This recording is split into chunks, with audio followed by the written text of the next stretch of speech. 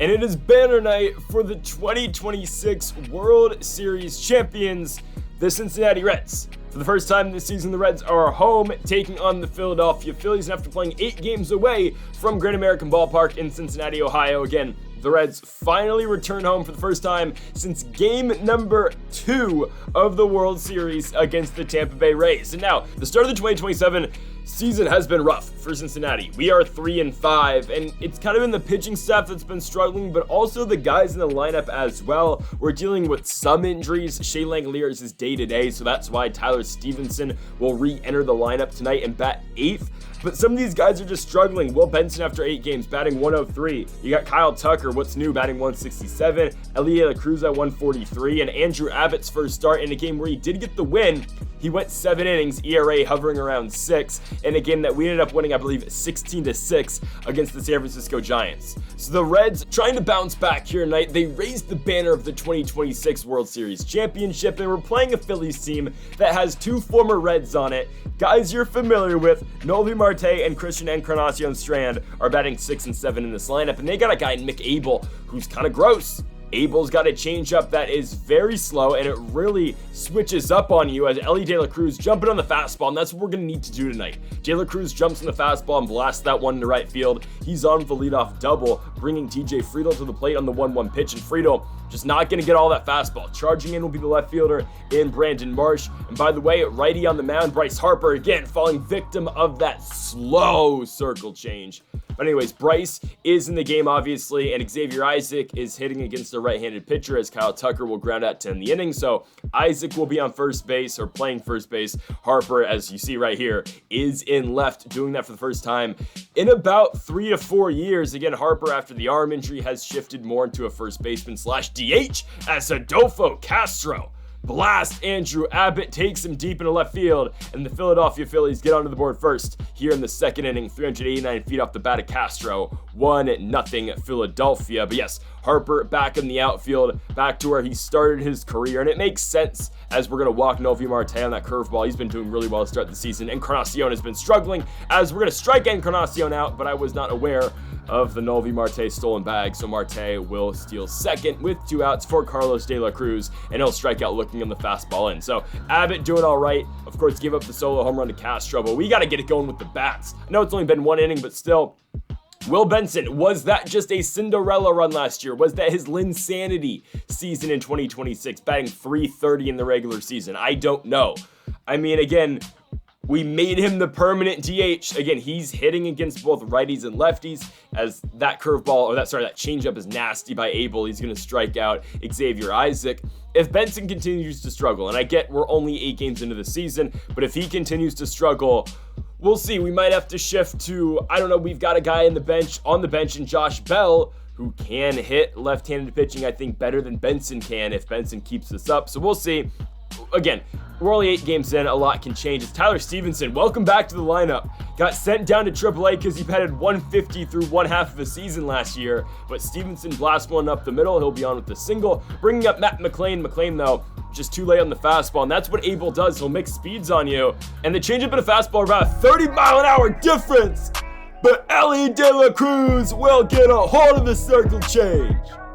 Straightaway center field. It is Ellie's 100th career home run, 418 feet into deep center field, his first of the 2027 season. It took him till we got back to Cincinnati, Ohio, and Ellie De La Cruz goes deep 418 feet.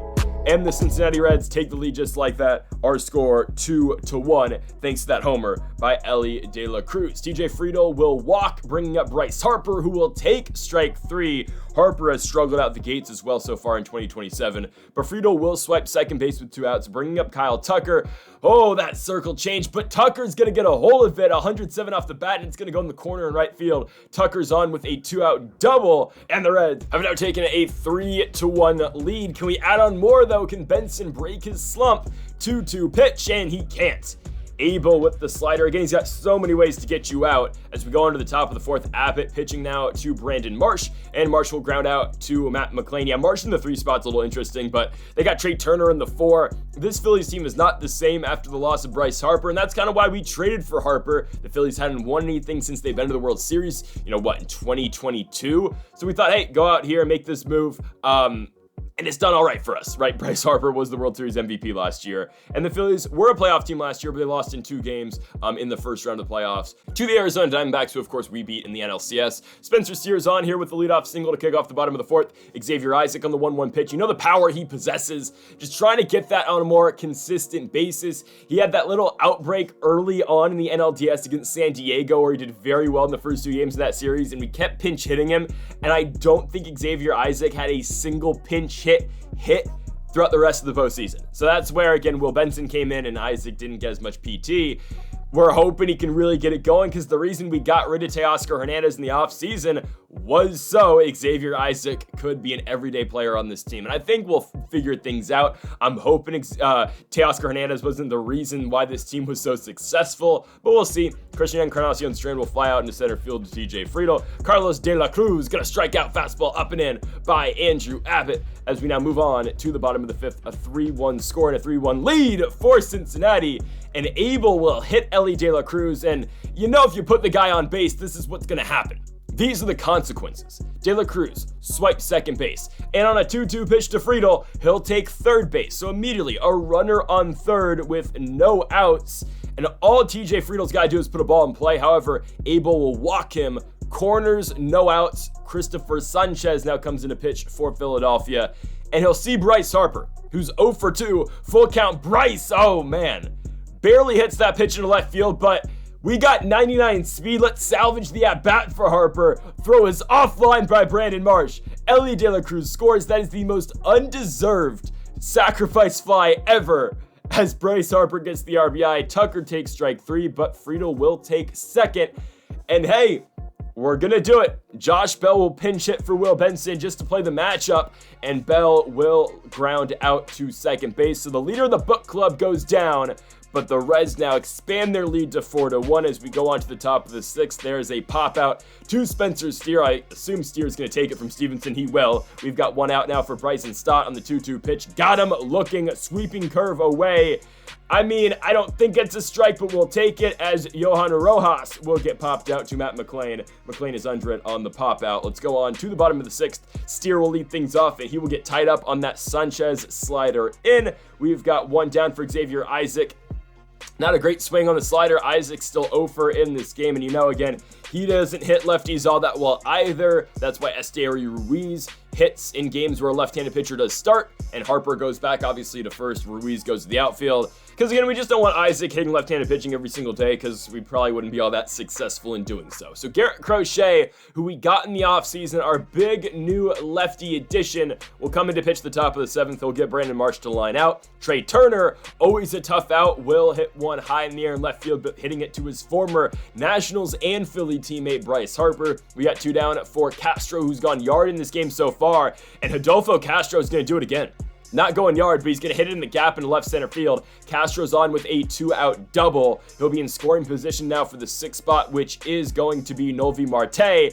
And Marte's going to bloop one to left center field. That is going to get down. Marte with an RBI single makes it 4-2. Can CES tie this game? He cannot. Circle change sets him down, but the Phillies do get 1 back. It is a 2-run game going into the bottom of the 7th. Matt McLain going to leg this one out. It will be an infield single for him. He'll be standing on first for the leadoff man, Ellie De La Cruz, on the 1-2 pitch. Ellie, though, gonna look silly on the circle change. 1 gone for TJ Friedl. Runner in motion. You gotta be kidding me.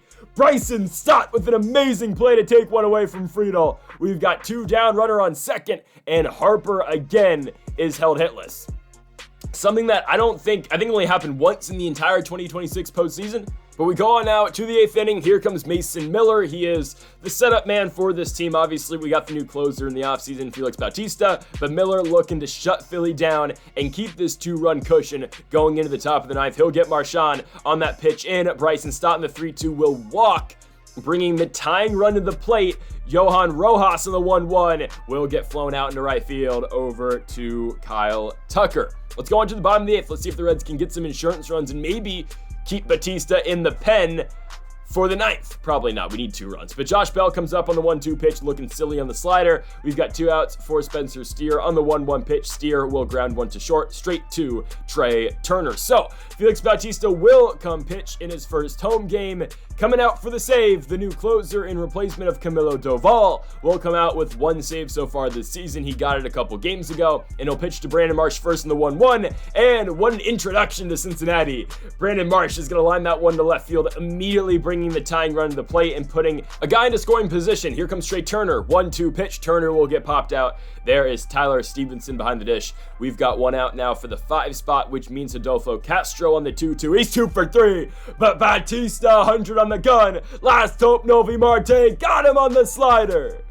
Felix Bautista will notch the save as the Cincinnati Reds win here at home on the same night where they raise their 2026 banner. I wish that was an actual thing in the video game, but it's not. The Reds, though, are going to win here at home. They will now move to a record of 4-5 here in 2027. I think we're going to get things ironed out as we go down the stretch here. We'll get a good month of sim in the next episode tomorrow, folks, so don't miss that. Thank y'all for watching episode number 60 of the Cincinnati Reds franchise mode here on MLB The Show 24. If you have not yet, though, make sure to hit that subscribe button down below for more. Make sure to leave a like if you are enjoying this series as well. Thanks y'all for watching, and Mamba forever.